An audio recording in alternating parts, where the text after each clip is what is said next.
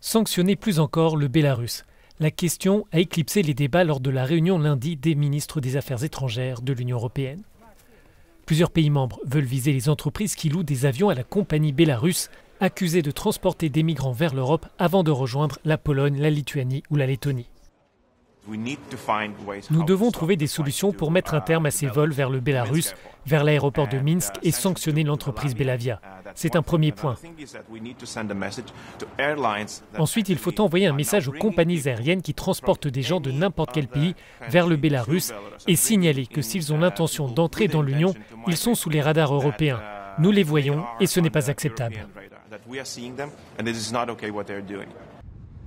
L'Irlande est dans l'œil du cyclone. Plusieurs entreprises irlandaises louent des avions à la compagnie bélarusse Belavia, employée pour transporter des migrants près des frontières européennes. Nous sommes très ouverts sur la façon dont on peut accentuer les sanctions. Mais je pense qu'il faut aussi faire la distinction entre des sanctions qui impliquent la fin de futures locations d'avions à Belavia, en opposition aux contrats en cours avec leurs obligations légales. C'est un domaine difficile d'un point de vue juridique et l'Irlande veut accentuer les sanctions et la pression sur le Bélarus.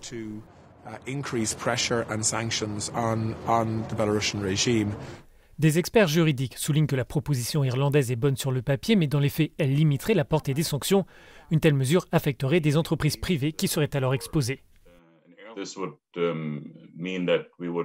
Cela signifierait que nous verrions de nouveaux domaines d'affrontement, de conflits entre les parties contractuelles et ensuite entre les parties concernées et les bailleurs concernés si elles étaient exposées à des réclamations contractuelles et si elles souhaitaient récupérer toute perte résultant d'une décision gouvernementale qui impose ces mesures.